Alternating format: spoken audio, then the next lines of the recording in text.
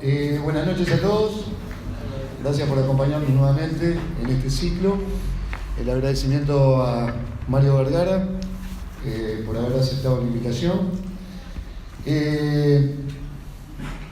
Hoy cerramos el ciclo de alguna manera con todos los candidatos del Frente Amplio, de la fuerza de gobierno.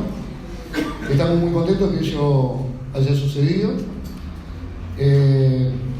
Como ustedes saben, aceptaron concurrir Partido Independiente, Unidad Popular y los 4 precandidatos del Frente Amplio, en el cual hoy con Mario estamos haciendo el cierre luego de lo que fue el martes de Daniel Martínez aquí.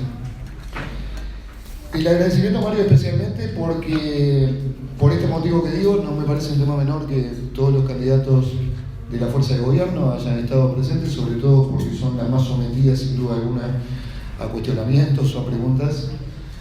Pero en especial te quiero agradecer a vos porque formaste parte del equipo económico durante mucho tiempo y, como sabrás, con el equipo económico hemos tenido algunas desavenencias con el sistema cooperativo de viviendas. Me parece muy interesante en un momento donde, como ustedes habrán visto, los 3, supongo que Mario de igual manera lo va a hacer, los 3 precandidatos del Frente Amplio anteriormente pusieron acá su voluntad de diálogo, de intercambio, de dialogar con las fuerzas sociales, y nos encontramos con un gobierno que parece que fuera de la oposición. Se nos cierran todas las puertas, no se nos quiere recibir, estamos ante un gobierno bastante enfadado con el sistema cooperativo.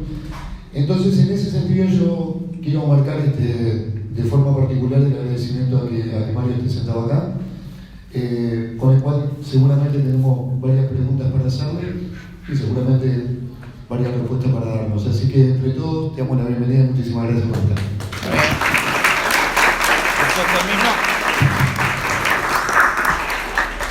Bien, bueno, realmente es un gusto estar aquí con ustedes.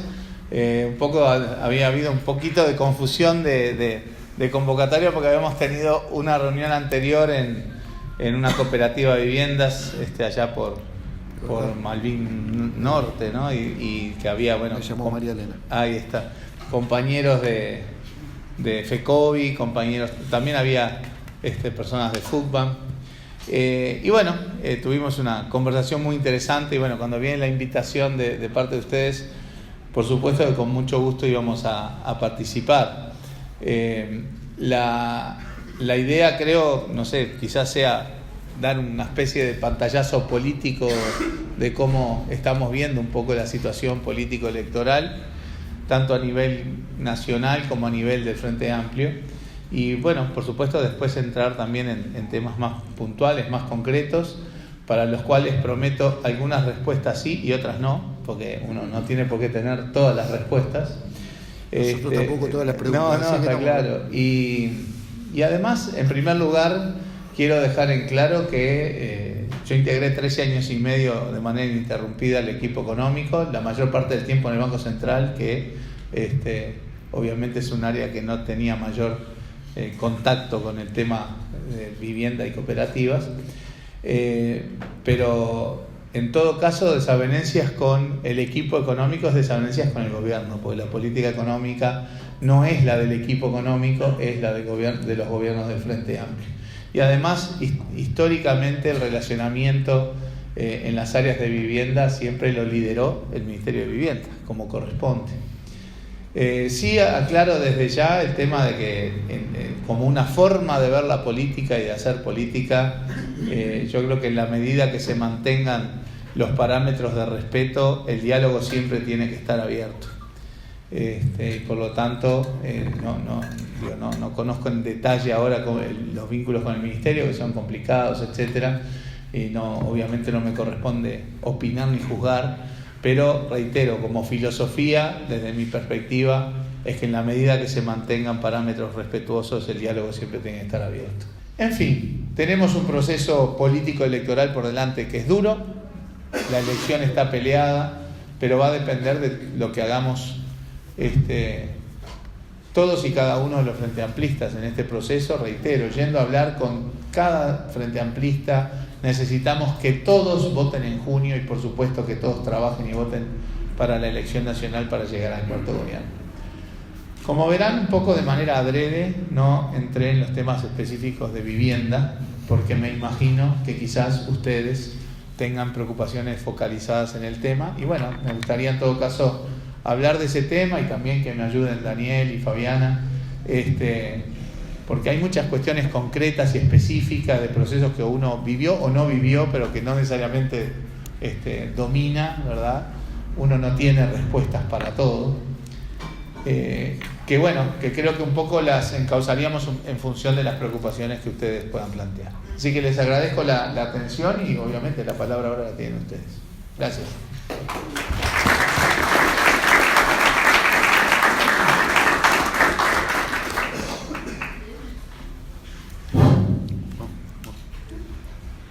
Bueno, vamos a abrir a los compañeros que quieran hacer preguntas. Como siempre arranco de la mesa, arranco con el puntapié inicial y luego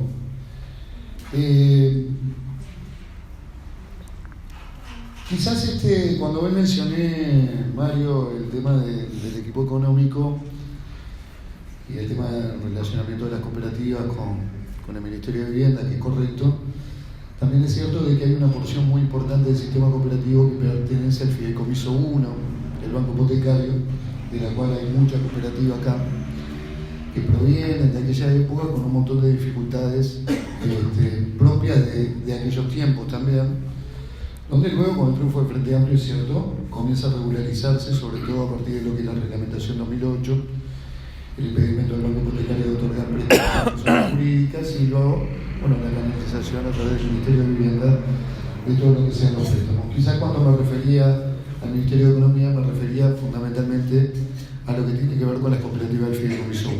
Entonces, yo la primera pregunta que te quería hacer, primero, una pregunta general que te largo y es en función de la explicación que dabas de déficit fiscal, que me parece interesante. Preguntarte cómo de alguna manera se va a compensar eso con lo que es, o al principio estaría votado por parte del programa del Frente Amplio, de duplicar la inversión en vivienda, ¿sí?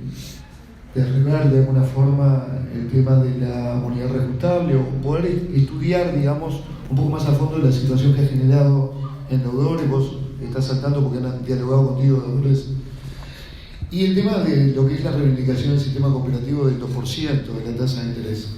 Te lo relaciono directamente con el tema del déficit fiscal en función de cuáles son las posibilidades reales, porque una cosa es que un plenario vote algo que está impulsado por las federaciones cooperativas y otro ñoqui, digamos, es la aplicación de eso.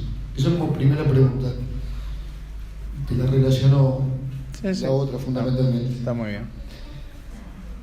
Yo recuerdo que cuando Pérez Montero fue presidente del Banco Hipotecario, tampoco para que te des eso. Sí, bueno. Que tuvimos que dialogar bastante, nos peleamos mucho con Pérez Montero nosotros. ¿Te decía bebé? A mí no, a ver, no, pero no, yo zafé. Mira, bebé. Zafé. Pero recuerdo que cuando sucede la crisis en el Banco Hipotecario y el Ministerio de Economía aporta unos $400 millones, si no me equivoco, a las arcas del banco, y cuando se conforma el Fideicomiso 1 precisamente de la cooperativa, donde el Ministerio de Economía dice, bueno, seré beneficiario de un fideicomiso que se formará, que justamente era del sistema cooperativo. Recuerdo que en el Parlamento,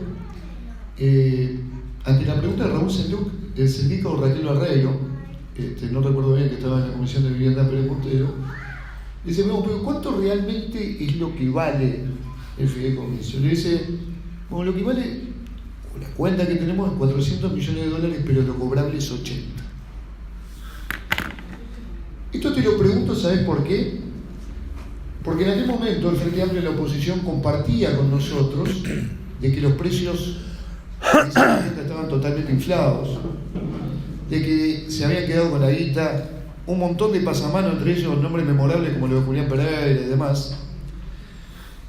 Y si ese es el valor de $400 millones, 15 años después del gobierno del Frente Amplio todavía no hemos logrado rever la situación de esas cooperativas, cosa que sí sucedió con los conjuntos habitacionales, que quizás tú le puedas explicar a la gente, porque yo no pude el otro día, sinceramente, cómo fue que se pasó a pérdidas y a través de deuda interna, no lo sé, toda esa reestructura, si no sabía, de pronto no lo sabes, pero digo... Yo estaba en el Banco Central, ahí No, está bien, está bien. todo ese proceso. No quiero decir que me des toda la explicación, No. de pronto desde el punto de vista macroeconómico, pues dar una explicación, quiero decir. Yo no pude darla porque sé que fueron a pérdida, no sé si llamarlo a pérdida o a no cobrar millones de dólares que eran una cuenta del Estado que... Esa era la pregunta inicial que te quería hacer como para arrancar con el tema. Bien. Te hice como 3 combinadas. Sí, no fue una, no, fueron te varias.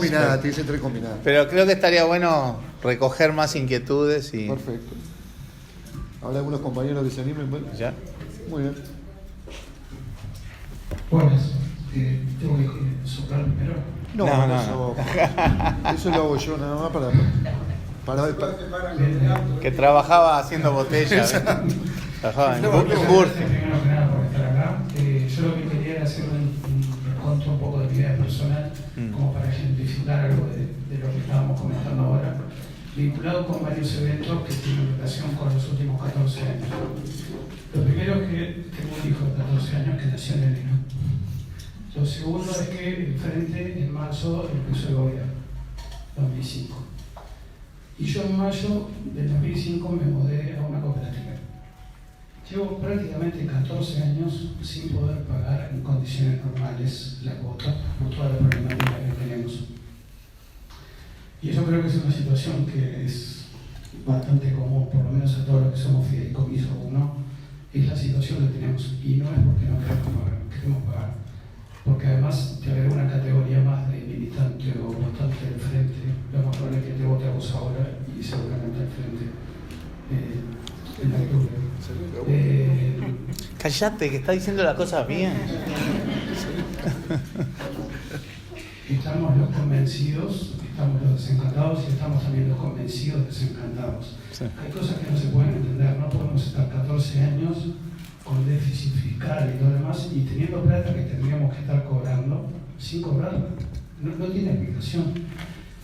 No es una pregunta, es un comentario que ilustra un poco entiendo la y comparto. Y me siento también un poco, iba a decir como travesti, pero no queda bonito, pero discriminado por el ministerio correspondiente, por las autoridades, cada vez que nosotros quisimos ir a decir, che, vamos a sentarnos a hablar en serio, vamos a ordenar un poco la casa. Es un poco ese recuento, no es una pregunta, es un comentario. Sí. Y es la percepción que ustedes también tienen. Allá el señor había... ¿Tú no? Sí. Bueno, buenas noches. Antes que nada, mi nombre es Carlos Gentile, pertenezco a una cooperativa de viviendas, una mutua, y como tal, dentro de lo que es la federación CUFAM, junto con COVIPRO, estamos en cuanto a la lucha para la obtención de la rebaja del 2% del IVA. Queríamos saber, dentro de tu propuesta, si tenés algún plan en concreto apuntalando a la posibilidad de esa rebaja real, o si entendés que no es el momento oportuno financieramente para que el gobierno frente amplista pueda acceder a la demanda. Okay. Después, en cuanto a lo otro... ¿Puedo hacer una aclaración nada más? Sí, no es del el IVA, 2% de tasa de interés y el IVA en la compra de materiales, ¿no? Sí. Son como 2 propuestas. Bueno, no, digo para... Sí, está claro. Perfecto. Gracias. Y lo otro es en cuanto a el trabajo en conjunto con la Intendencia en el estudio de hacer más eficaz la red de servicios que la ciudad tiene y el acceso de las cooperativas de vivienda a terrenos que ya se encuentran dentro de ese desarrollo. Históricamente, FUCBAN recién con el primer gobierno frente amplista en la Intendencia logró acceder a una cartera de tierras que hasta ese momento era imposible políticamente hacerlo, ¿no? Hoy por hoy el empuje y el apoyo del gobierno en la parte financiera ha permitido al cooperativismo por ayuda mutua el acceso en muy corto tiempo a lo que es el préstamo para la construcción. Pero a su vez, las cooperativas nuevas, por no tener, como históricamente han tenido, una base sindical o territorial que las uniera, su componente social es muy heterogéneo, y hay un fuerte componente de desequilibrio en cuanto a lograr la autogestión del núcleo cooperativista con respecto a la experiencia de los institutos de asistencia técnica, con lo cual quedan muchas veces expuestos hasta una defraudación, lo cual en algunos casos ha ocurrido, o bien a la viveza criolla de algunos presidentes o secretarios o tesoreros de esas cooperativas. El Ministerio de Vivienda, a tu entender, debería tomar un poco más de las riendas en cuanto a la comprobación de los servicios que los institutos de asistencia técnica están brindando, y en cuanto a que sus honorarios son bastante seguros de cobrar y es un negocio rentable. Bueno, por acá la dejo porque no quiero monopolizar. Gracias. No sé, una más o algo. Muchas gracias. El micrófono disponible. Está para filmar el hombre. No, él se ubica en su rol. También pertenezco a la cooperativa del Fideicomiso 1. Bueno, como decía hoy Sergio, somos cooperativas que muchas vienen de precios iniciales inflados.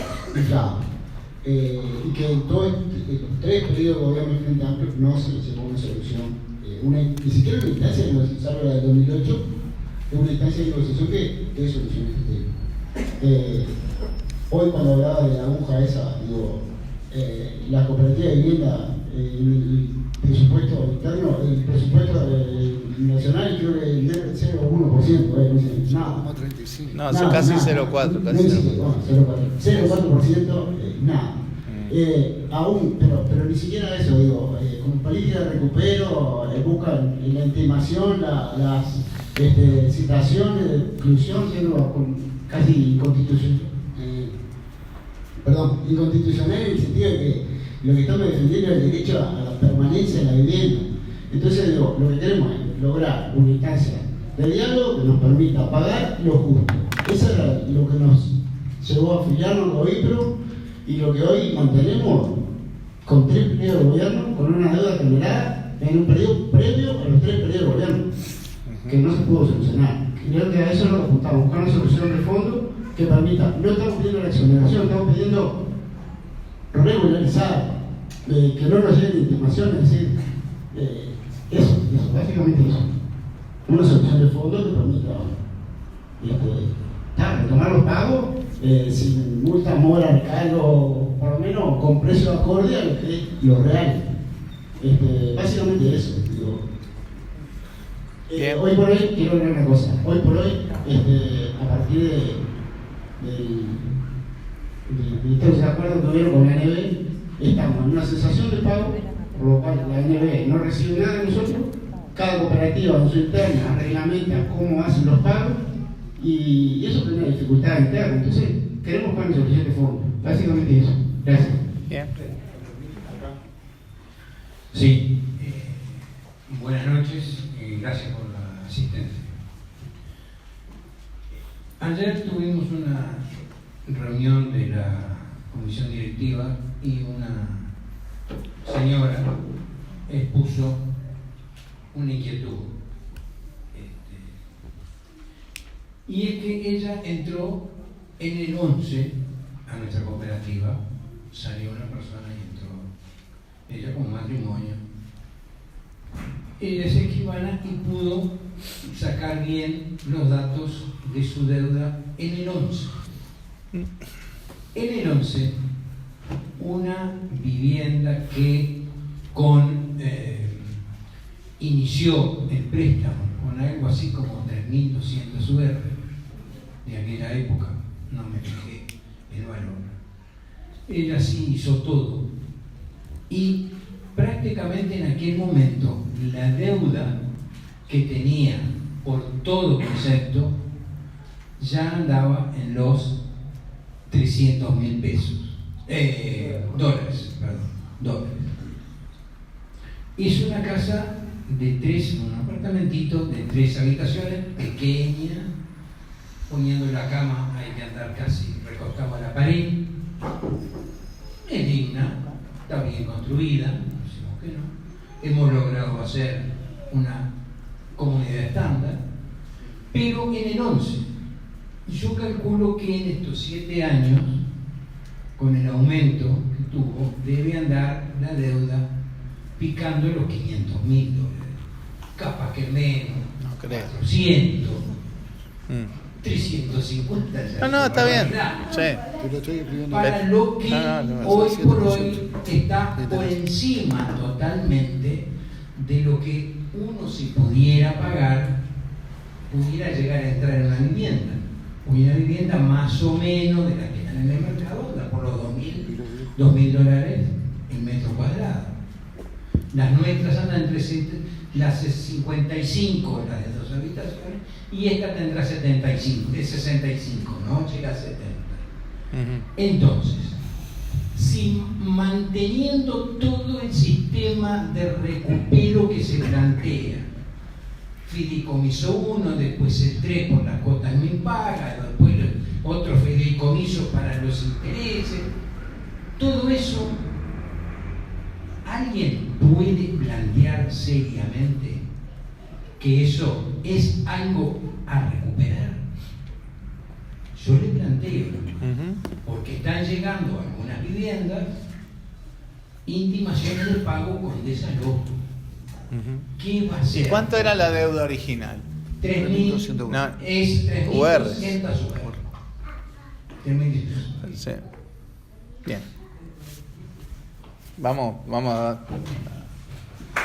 Ya no. Andá contestando porque se te van a agrupar 400. Sí. No, bueno, pero está creo todo más o menos alrededor de la misma problemática.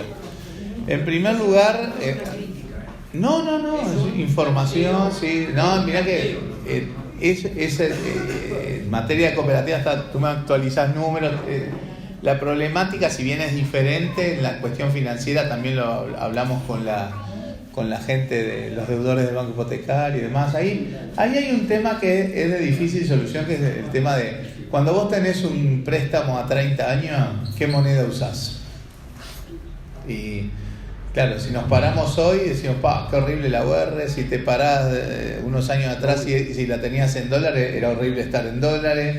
O sea, ahí hay una cuestión de difícil resolución, sobre todo porque la UR, que es la evolución del salario, tuvimos la desgracia de que en estos años el salario subió más del 50% en términos reales. O sea, lo que pasa es que eso pega en algo que va más allá de lo que pagás como cuota, ¿verdad? Porque eso pega después en la actualización de toda tu deuda. Entonces se generan esos desfasajes, ¿no? Así como que cuando saltó el dólar en su momento y bueno, pasaste a deber el doble o el triple en dólares y era también... Allí hay una cuestión que es de difícil solución.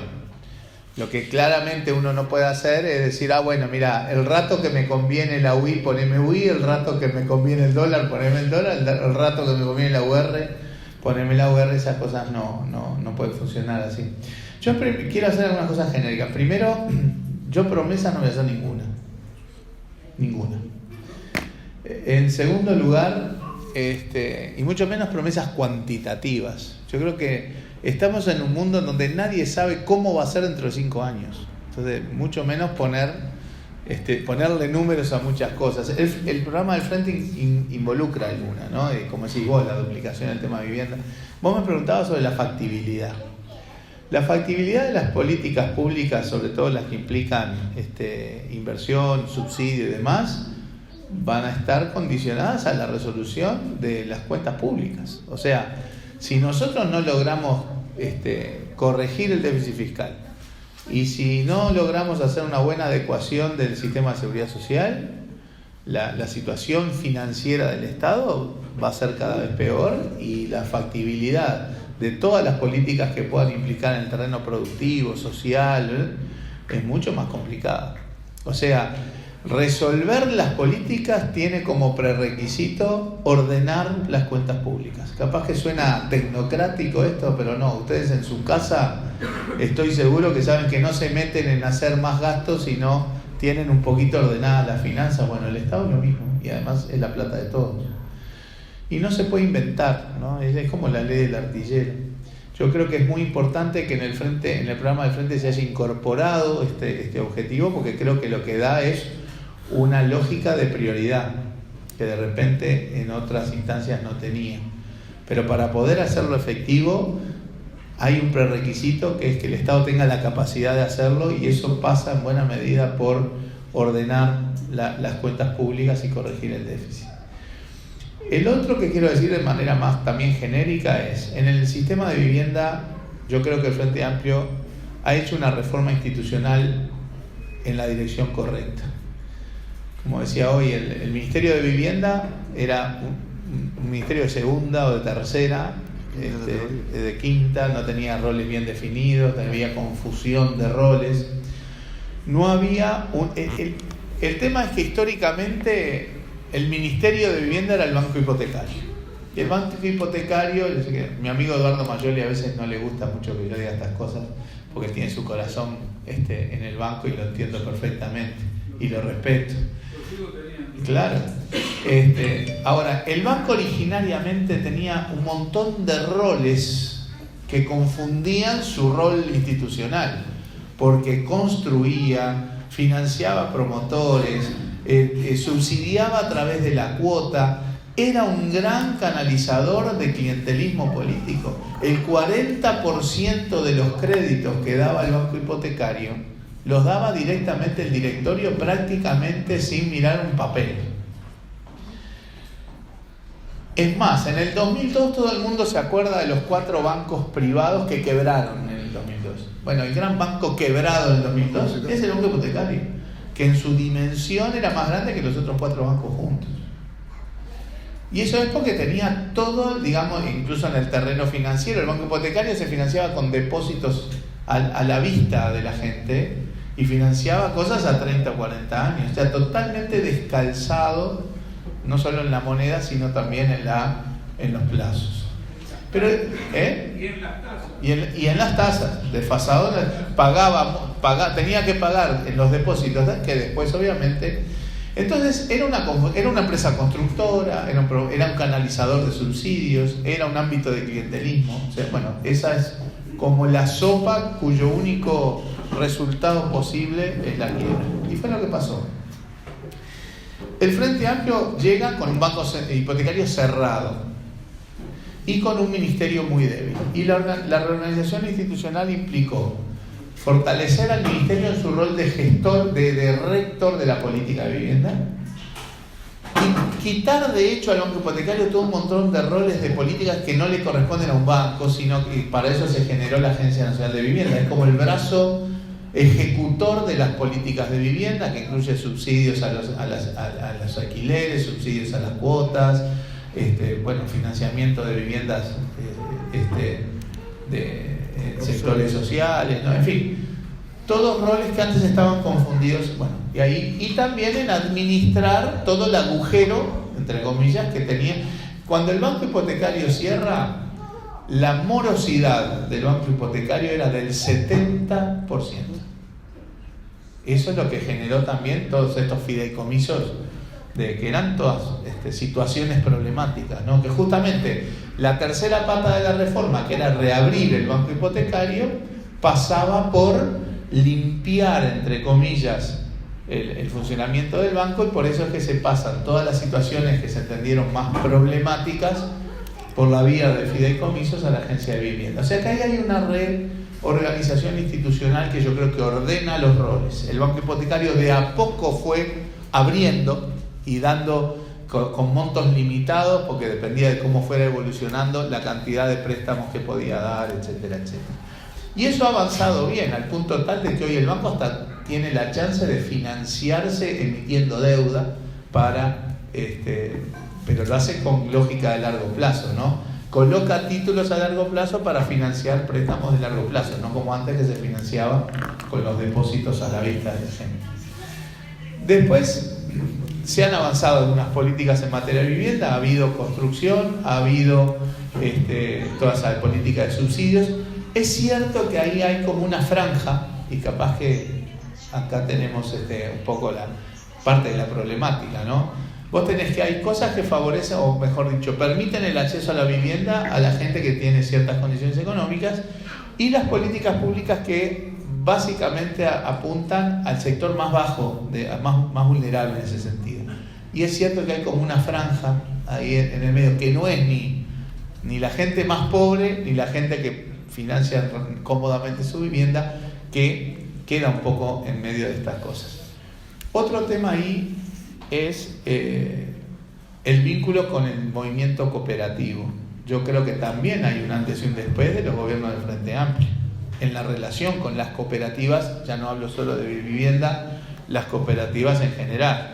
El diálogo con el sistema cooperativo del Frente Amplio es un diálogo, creo yo, privilegiado. Se tomaron en un montón ¿Te avisás sobre el trame? ¿Te avisás sobre el trame? No, ahora está en EIDA. Bueno, avísale a NB. El trame por la NB, te decía. Por la NB, sí. No, pero a veces yo he visto cartelería más bien por ahí en donde focalizan más en la ministra, ¿no? La creación del INACOP es una muestra clara, ¿verdad? Y las políticas que desde el INACOP se hacen son muestras claras de que hay un tratamiento hacia el sistema cooperativo que es diferente al que había antes. Incluso cuestiones cuando se discutió la reforma tributaria y demás, las cooperativas mantuvieron ciertos diferenciales en el aporte a la seguridad social y cosas por el estilo. Digo estas cosas más allá de que algunas cosas se hicieron mejor y otras no, simplemente como para dejar el punto de que acá, si hay algo que no hay, es alguna predisposición en contra del sistema cooperativo, todo lo contrario.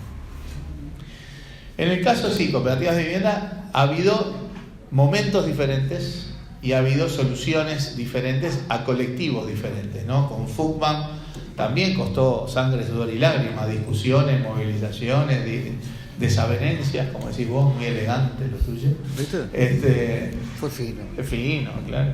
Así debe ser. Pero de hecho culminan en algún acuerdo que creo yo, en buena medida, respeta buena parte de los reclamos dentro de las posibilidades que obviamente un Estado... Porque a ver, si uno se pone demagogo y dice vamos a resolverlo todo de un saque, eso es un desplome de la cuestión financiera en este sentido y patrimonial del Estado, que entre otras cosas hace, y perdonen que oponga cosas que de repente a veces no son lindas oponer, que es que resolver de alguna manera esto hoy implica que después durante mucho tiempo no se va a poder ayudar mucho también a nadie en este territorio. O sea, hay que tener ese equilibrio que a veces no es fácil de encontrar, sobre todo cuando el agujero original es tan grande. Recuerden el tema del banco hipotecario, la lógica de los colgamentos, ¿no? Que en realidad fue que en su momento no se hizo la pérdida que había que hacer, porque cuando vino la crisis del 82 y después... en vez de decir, mira, esto es incobrable, dijeron, no, vos pagame lo que puedas, que yo te sigo, te tiro la deuda para el final. Claro, el pagame lo que puedas a veces no llegaba a pagar los intereses. Entonces la deuda que se acumulaba para el final iba aumentando, ¿verdad? Y es que a veces surgen situaciones como... Lleva a situaciones de cesación de pago, corte, como medida gremial, como hubiera hecho, como lo hizo, como era la política del Frente Amplio en su momento, es decir, bueno, no pagamos la deuda. Sí, lo hacía FUCBAN, ¿no? Que FUCBAN decía, no pagamos, pero la plata la dejamos en una cuenta. Yo no sé, como decía algún compañero por ahí, andás a ver si eso es así o no. Cuando las condiciones son favorables, permite hacer No, lo que pasa es que tenés un punto de partida que de favorable no tiene nada. O sea, porque también la cuestión patrimonial del Estado... Dale, porque si no te vas a cansar de... No. No, quería para enmarcar explicar la problemática. Nosotros lo que estamos planteando prácticamente acá no quita que al salir te encuentres con otro sector que no está acá más o menos representado. No. Conformar a todos tenemos claro que eso es un concepto que no existe. Quiere decir que no es como crítica, sino que es como si fuéramos una discusión que después ustedes en gobierno, si están, lo podrán llegar a resolver. Acá lo que tenemos es un sector que más o menos andando en una entrada mensual de alrededor de 50 unidades ajustables puede llegar a tener capacidad de repago si también se tiene en cuenta, y Eva para las nuevas también, se tiene en cuenta la tasa de interés. Está bien. Entonces, te quiero decir, nosotros lo que estamos planteando, sabemos que el sector de abajo de esa franja tiene que tener una solución totalmente distinta, que podrá llegar a llevar más recursos que lo que corresponde a esta franja. Está claro. Igual, Mario, No quiero entrar en las no te quiero casuísticas, interrumpir, pero pero vas a fracasar. Pero vas a fracasar. Pero, no, me parece una cosa importante Dale. aclararla porque cuando Dale, hablé dale. quizás no quedó claro. En el año 2008, porque nadie está negando, a mí me parece una cosa importante recalcar, nadie está negando los avances de vivienda que han existido en los 15 años de gobierno de Frente Amplio. En lo personal me hago cargo de lo que estoy diciendo. ¿Sí? Y en el sistema cooperativo, ni hablar. Se hicieron leyes más claras, reglamentaciones mucho más claras, subsidios que no se tenían. En eso estamos totalmente de acuerdo. Después podremos discutir si las reglamentaciones son buenas o malas, habrá que modificar. La reglamentación 2008 para mí envejeció, habrá que reverla con el próximo gobierno. Hasta ahí está todo bien. Pero yo quiero resaltar que en el año 2008 llegamos a un acuerdo histórico entre el Ministerio de Vivienda y la Cooperativa de Vivienda de Propietarios, Covimpro, firmando un acuerdo en las tres federaciones casi en forma simultánea, Que tenía 5, 8 y 10 el de 2%, octubre, ¿no? Que tenía el 5, 8 y 10 de 2%. octubre, en el cual a nosotros se nos da, a esas cooperativas, el subsidio al interés del 2%, Claro. que no es lo mismo que el 2%. No. ¿De acuerdo? Claro. ¿Qué pasa? El propio acuerdo, Gonzalo Altamirano, Sandra Rodríguez, que era con quienes estuvimos en esa discusión, viendo de que la solución del 2% afectaba directamente el pago de la cuota inmediata y era importante, cooperativas que tenían menos de 10 años, al tener una tasa de interés del 7, lo que pagaban era mucho más interés que capital, entonces el subsidiar el interés tenía una rebaja de la cuota sustancial. Ahora, ¿qué sucedió? Nosotros en el propio acuerdo lo dejamos previsto, por eso la pregunta venía, de que sabiendo de que ese fideicomiso había pasado cooperativas con un valor inicial demasiado alto, demasiado alto por muy diversas circunstancias, en algún momento teníamos que discutir un tipo de subsidio distinto. ¿Por qué? Porque a medida que pasaba el tiempo, al ser subsidiada la tasa de interés caía ese subsidio, se pagaba más capital, y estábamos hablando de cuotas de 30 UR, por ejemplo. ¿Sí? Entonces, ¿qué pasó en estos dos periodos? Como para sintetizarte de alguna manera todo lo que los compañeros estaban expresando. Que nunca pudimos sentarnos realmente a dialogar estoy diciendo, la revisión de esas deudas en caso que lo meritaran. Porque nosotros siempre planteamos, bueno, vamos a comprobar primero que están sobrevaluadas. Nosotros nos partimos a la base, están sobrevaluadas porque se nos canta. O sea, vamos a estudiar, si teníamos que involucrar a la Facultad de Arquitectura, la involucrábamos, etcétera, para ver si ese metro cuadrado, que debió costar 1.000 en su momento, no estaba sobrevaluado a 2.000. ¿Se entiende esto? Porque digo, nosotros llegamos a un acuerdo muy importante con el primer gobierno de Frente Amplio. Ahora, el tema es que el tiempo pasó. ¿Y cuál fue el grado de cumplimiento de ese acuerdo? El cumplimiento fue altísimo, altísimo. Por eso yo quiero diferenciarme de algunas posturas, no con los compañeros de Fútbol, que hemos coincidido históricamente en un montón de cosas, sino diferenciarme de la postura de que nosotros, cuando hicimos cuentas paralelas en el banco hipotecario, se la entregamos toda a la NB. Y está Carlos Mendive de testigo, porque lo reconoció públicamente que habíamos entregado arriba de $5 millones. ¿Sí? ¿Qué quiero decir con esto? ¿Qué quiero decir con esto? No usaron medios electrónicos. No hicimos. Era cuando íbamos a pagar por ventanilla, además. Ni hábitat estaba en el momento. ¿Qué quiero decir con esto? Nosotros fuimos respetuosos de ese acuerdo, pero nos dimos cuenta que en el paso del tiempo, habían cuotas que eran impagables igual, por más que se le aplicara el subsidio del 2%. Y enviamos un listado de cooperativas que se veían seriamente comprometidas al Ministerio de Vivienda cuando estaba... Que serían más bien las cooperativas más viejas. Son las más viejas. Siempre estamos hablando de la más vieja, porque yo sí hay algo que no coincido contigo, es que creo que el Frente Amplio dio la solución entre ese sector más bajo y más alto, que son los subsidios en la permanencia en la reglamentación 2008.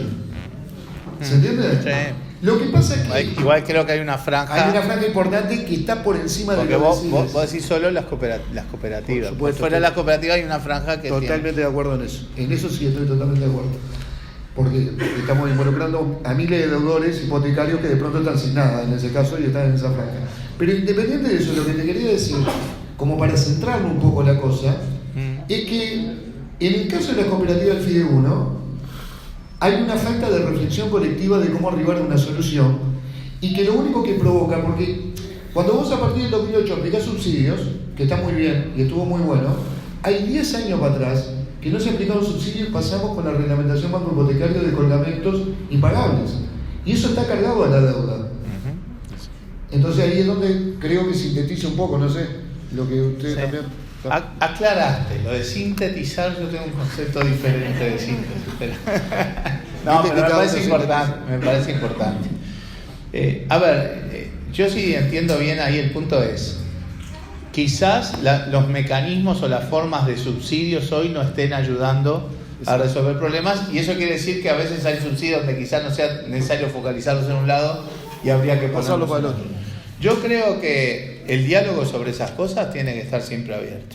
Yo sí me comprometo en todo, acá no va a haber soluciones concretas, puntuales, pero dialogar, claro que sí. O sea, reitero, sobre bases de respeto y de ecuanimidad en las situaciones, me parece que si hay formas de perfeccionar, porque en última instancia los subsidios son un esfuerzo fiscal, que son un esfuerzo de la sociedad. Y si se pueden perfeccionar para que resuelvan más problemas, ¿cómo nos vamos a negar a eso? No sé, capaz Daniel o Fabiana quieren... y se la tira de guapo después. Claro, ¿cómo no? ¿Querés el micrófono? A ver, pasás ahí. No va a ser cortita, pero... Acá está planteado el tema, creo que me vamos a igual. No, pero... Acá está planteado el tema del banco hipotecario.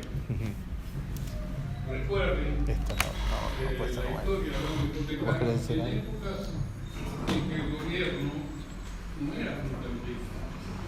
Claro. Los colgamentos surgieron en la época que el presidente del banco hipotecario era Julio César Ney. ¿Se acuerdan de Ney? Ney era el que Usa el micrófono hacia la boca. y después estaba a 30 años. Es decir, uno de los descansos más grandes, algo que nombró Mario recién, muy grande que tuvo el banco hipotecario, fue este tipo de financiación que le dio Julio César Ney. Con los colgamentos que los creó también Julio César Ney, en la perspectiva de achicar la cuota, porque con la característica que agregaba, la cuota crecía cada día más. La intención de Ney era que el Parlamento le votara la derogación de los colgamentos, es decir, liquidar los colgamentos y dejar las cuotas rebajadas.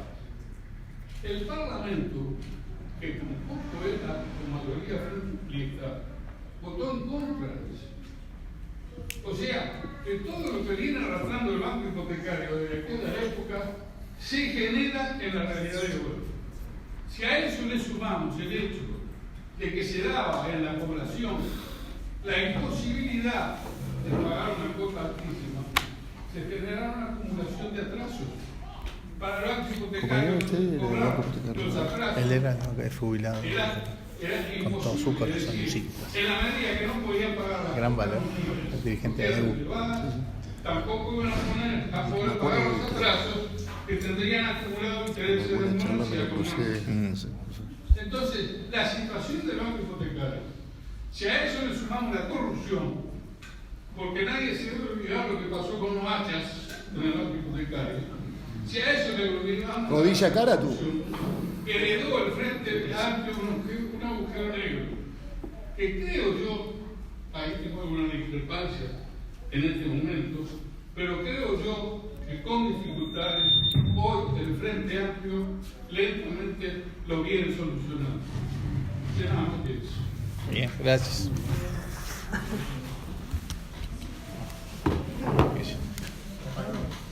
Sí, sí, así usamos este. Bien. Esa corrupción bueno, la estamos pagando nosotros. Sí. Esa corrupción la estamos pagando nosotros. Pero claro, a ver, yo por más que me digas, bueno, estudiemos en la facultad, yo asumo que hay están totalmente inflados los valores. Y eso es parte de la corrupción porque alguien se llevó una diferencia por el camino, ¿no? Bueno, mira, está bien, pero a veces no es tan sencillo decir esto tiene una magnitud tal que esto se ha dado cuenta que no existe, no es factible hacerlo así, ¿no? No, ya sé. Sí, está perfecto. Sentarnos a conversar. Exacto. ¿Cuáles son todas las situaciones que se dan? Sí, porque además hay que diferenciar situaciones. Cuando hablamos con los deudores del hipotecario también es lo mismo, ¿no? Porque de que se empezó a reclamar lo del cambio de moneda o lo de la UER, lo demás, para acá, hay una proporción muy grande de gente que terminó de pagar. O sea, que te da la pauta de que, bueno, algunos tienen más dificultades, otros no. O hay mucha gente que sigue pagando al día. O sea, está bien verle el reclamo en su generalidad, pero yo creo que después hay que ir a los casos puntuales, los casos concretos. Y yo creo que a veces hay casos que vos decís, mira, esto es impagable. Bueno, en algún momento alguien tiene que asumir que hay cosas impagables y que van a implicar una pérdida patrimonial, porque de hecho la pérdida patrimonial ya existe si la gente no te puede pagar. Pero el tema más importante está en que no sabes cuál es el horizonte que tenés al final. Porque no sabemos a dónde vamos, no sabemos a dónde terminamos. Bueno, me parece bien. Tener esa preocupación me parece razonable. O sea, yo creo que las cosas previsibles son siempre más claras. Y ya te digo, a mí me interesa un poco que creo que me voy con una idea bastante más clara de dónde está el foco de los problemas en este tema. Y bueno, el asunto es ver, sí, mecanismos para dialogar, sin duda. Ahora, soluciones mágicas no hay. Pero soluciones mágicas. Yo sé que no es lo que nadie está pidiendo, pero igual yo lo tengo que decir. No, es que estás cargando de alguna manera con una interrupción que tenemos de diálogo, estás cargando en el buen sentido. Sí. En el cual, evidentemente, ni tú sos responsable ni los otros tres precandidatos. No, yo me hago cargo como lógica de fuerza política. Exactamente. En todo el Frente Amplio no todos tenemos el mismo hay una talante. cosa importante que yo te lo voy a relacionar con lo que decía el compañero, porque de alguna manera me respondiste también el tema de la sobrevaluación. Si vos partís de la base que reconoces de que hay una sobrevaluación, bueno, el fideicomiso por $400 millones, evidentemente al estar inflado hace que la gente no lo pueda pagar. ¿Se entiende? Pero el compañero me puede ayudar, que era del banco hipotecario. Yo siempre escuché, y a ver si me ayuda él como economista también. El banco hipotecario de él se quebró, se fundió. Una vez que tenemos un economista al lado que nos ayude a hacer como una reflexión. Asesoramiento. No, pero en serio. Yo también soy contador. Bueno, yo siempre escuché desde que estoy en el banco hipotecario que la tasa de interés del 2% cubría gastos administrativos, algo que lo escuché también en esta administración. ¿Sí? El 2% es el mínimo y por lo tanto está subsidiado, cosa que yo parto de la base que no hay ningún subsidio ahí. En todo caso, la tasa de interés es el 2% y cubre los gastos administrativos. Me parece que esa sería como la primera definición para mí. En esto capaz que me puedes ayudar. Sí. A mí hay una cosa que me gustaría que tú me lo pudieras definir de alguna manera. ¿Qué es el 5,11 que pagamos? Porque si el 2% es el gasto administrativo, el 3,11 ¿qué es? Ganancia del Estado, precaución de no cobro, vuelta a los subsidios, porque para mí es una discusión interesante en el sentido que cada punto de tasa de interés en la cuota está afectando, por lo menos en las cuotas actuales, unos 1.200 pesos cada punto de tasa de interés. Bien. La lógica de definición de una tasa de interés no se puede basar solo en cuál es el costo de la gestión del asunto. Porque vos estás prestando plata que te cuesta, no es tuya.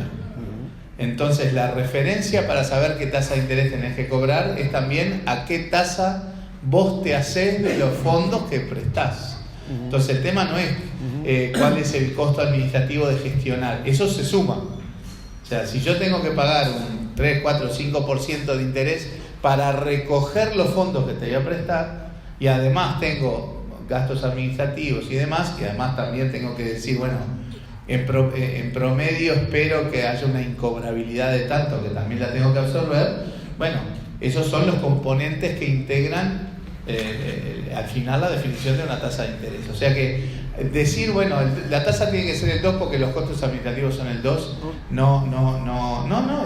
Yo dije lo que me han dicho. Por supuesto, no, pero yo trato de, como si vos, no estoy ni discutiendo ni cosas, estoy aclarando.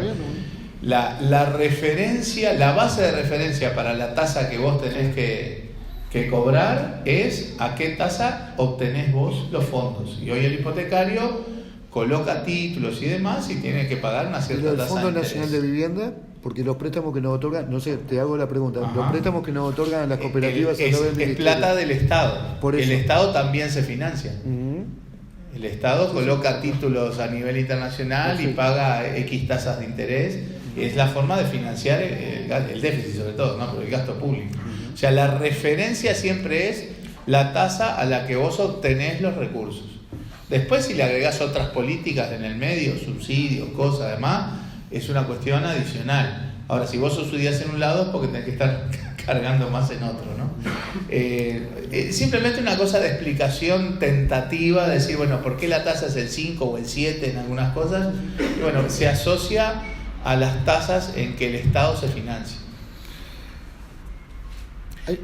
Hay una cosa que también te la agrego. Dale. Perdone, pero hice todo el listado de cosas que preguntan ustedes habitualmente, entonces me hago cargo de preguntarlas. Pero hay un dato importante, Mario, que a mí me gustaría que en algún momento fuera público, porque no lo es, y sé que pedírtelo a vos tampoco me vas a decir, no lo sé. Claro. Pero es un dato que le puedo aportar a los compañeros que están tomando nota y que de pronto están... Hoy la gran discusión del tema de la cuota del 2% pasa por lo siguiente. Nosotros tenemos subsidios a la permanencia, todas las cooperativas nuevas. ¿Qué significa esto? Bueno, la familia que demuestra que no puede pagar obtiene un subsidio que para no generar más colgamiento ni generar nada que sea impagable con el tiempo. Uno de los mayores aciertos del gobierno de Frente Amplio en el año 2008 que se emparenta bastante con la ley 14.105 que había derogado en su momento la dictadura. Se emparenta, digamos, en el sentido de poner porcentaje según la afectación de sueldo, ¿no? Ahora, nosotros por los datos que tenemos, y esta es una cosa que a mí me parece importante, y que si hoy la cuota, voy a hacer números redondos, ¿de acuerdo? Para poderlo simplificar. Si hoy la cuota al 5% da 16, al 2% significaría 10, ¿sí? Generamos un 60% más, un 50 y pico % más. Los datos que nosotros tenemos en las cooperativas, en función de los ingresos tope que pide el Ministerio de Vivienda a las familias que ingresan, es que la gente está pagando menos de 10, promedialmente, cada familia. Lo que significaría que está pagando incluso subsidiado hasta un 2% de tasa de interés.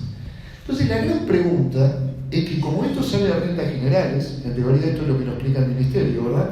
No, los subsidios salen de rentas generales, etc. Es, al tener una tasa de interés del 5,11 y si los números que estoy pasando son correctos, ¿verdad? Y es la experiencia nuestra. Yo puedo hablar de la experiencia que dialogo con FUMA lo tiene más claro todavía esto. Aumenta el subsidio. Aumenta el subsidio por una tasa de interés del 5,11 que si se bajara al 2 sería menos el subsidio a otorgar y saldría menos plata de rentas generales. ¿Se entiende? Puede parecer una cuenta de bolichero de la época de Ñaupa, pero digo, a mí me cerraría mucho más que si la cuota fuera 10 y yo te tengo, vos podés pagar 8, yo te subsidio todo, no en 8 más. Entiendo. ¿Se entendió? Sí, no, en ese caso sí, si vos estás subsidiando la cuota y en realidad es hasta donde vos podés pagar, una tasa mayor hace que el subsidio sea mayor. Claro. Ese punto es así, pero también eso pega, y acá estoy tratando de hacer memoria porque lo estuve conversando con otros compañeros, capaz que ustedes me ayudan, pegan cómo después se recarga el Fondo Nacional de Viviendas, ¿no? Sí. Dale. Para empezar, esa forma de ordenar, digamos, el subsidio termina siendo casi 1 a 1, porque claro, de la forma que tú lo planteas, si todos necesitamos que nos subsidien ese porcentaje, entonces sí estaríamos en esa red. Pero la verdad es que poder tener la oportunidad de llevarlo uno a uno, no todas las familias lo necesitan. O sea, hay algunos que están más cerca de pagar el valor por ¿no? encima del 2%. Más allá de que cada uno verá cómo ordena la interna sus cuentas, si cuentas están no todas las familias lo tienen, y lo transforman en un sistema más equitativo, ¿no? Saber que uno tiene la posibilidad de ser escuchado en su momento particular, que alguien se quedó sin trabajo en la familia, etcétera, y que esto se vaya evaluando, que no es lo mismo que decir, bueno, cortemos por lo sano y pasemos a esta tasa. Porque además parte de ese valor que sí se logra recuperar, que la idea es que en el tiempo esto vaya mejorando, se va a seguir estabilizando y se vayan saldando las deudas de más largo plazo, parte de esa tasa que sí se recupera es lo que se reinvierte en las familias que vienen después. Si nosotros partiéramos de la base de recortamos todo, bueno, ¿cuánto es lo que nos queda para las cooperativas que están empezando a formarse, o los hijos de muchos de los que están acá, que capaz que todavía no lo están pensando, pero en 2 o 3 años van a estar pensando? O sea, hay una parte que sí se logra recuperar y que es la que va a ese fondo para reinvertirse.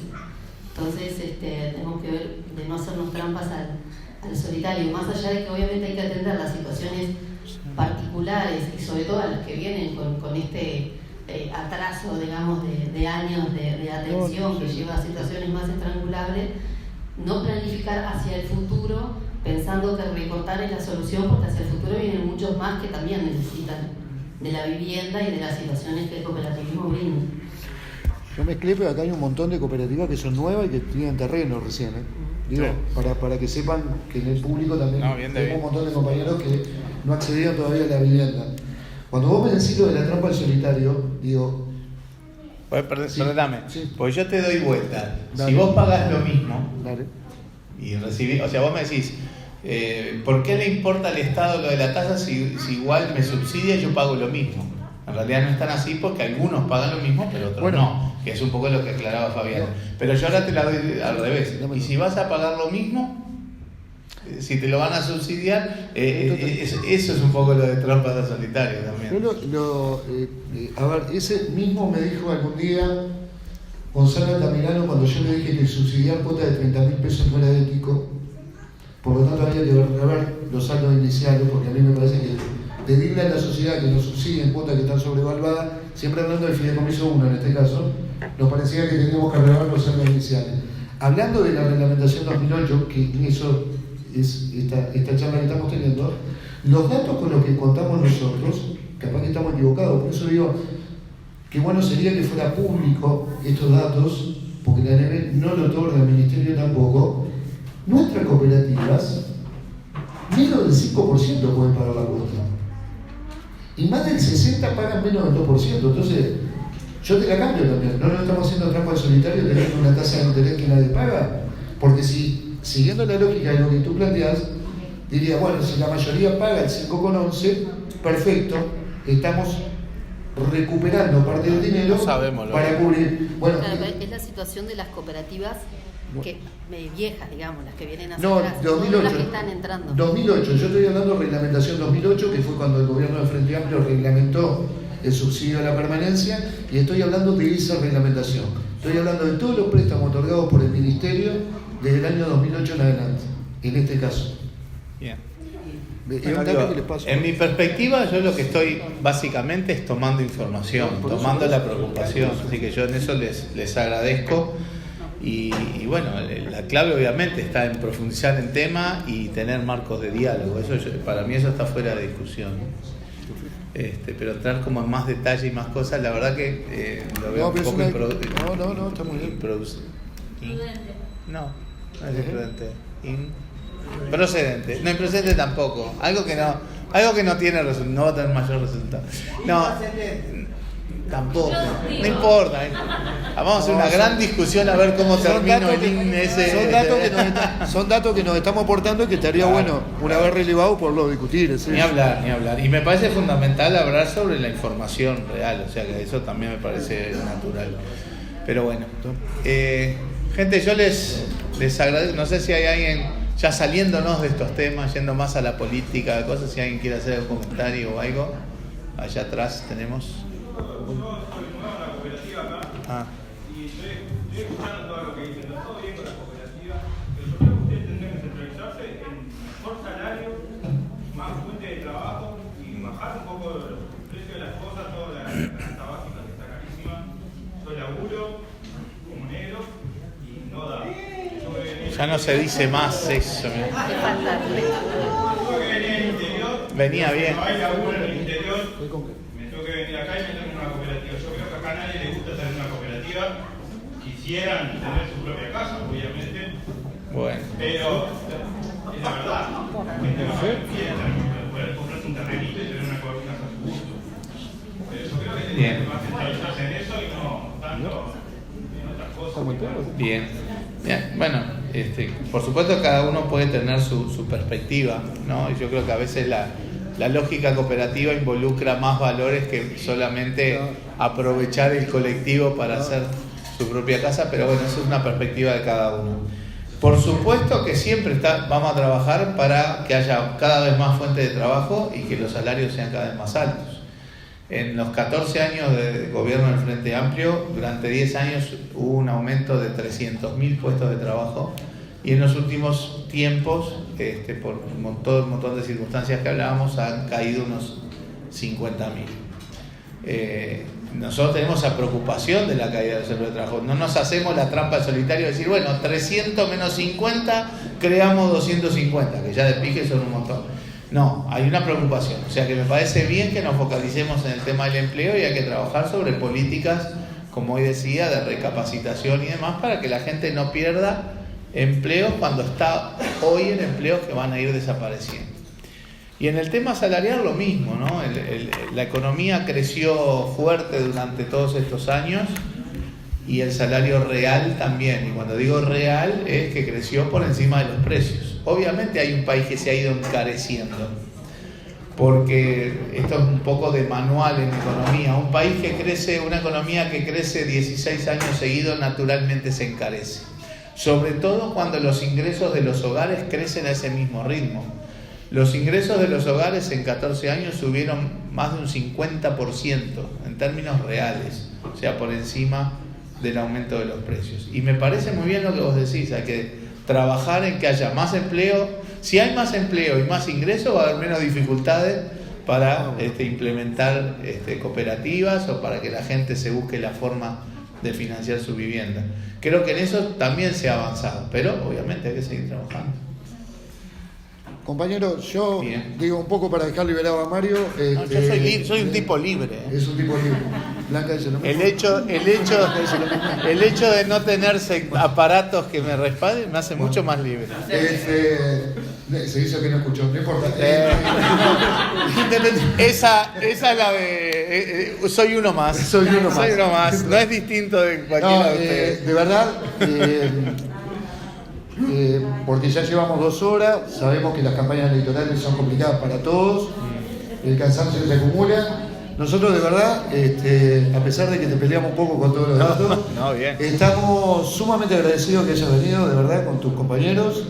Decirte que todo esto que hicimos, de proporcionar datos, de intercambiar, son parte de cosas que nos interesan.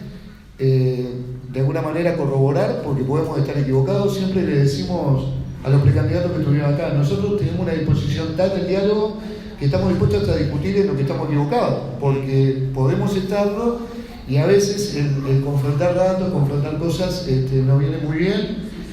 Y bueno, nada, decirte que muchísimas gracias, que te deseamos mucho éxito, y eso sí, el compromiso que le pedimos a todos los candidatos: si mañana te tocara ser el candidato por la fuerza política, por el Frente Amplio, queremos que asumas el compromiso de poder contar contigo y con la fórmula presidencial, en este caso, para poderte entregar una propuesta formal por escrito, luego de las internas, obviamente. Bien. Así que muchas gracias por haber estado acá, Mario.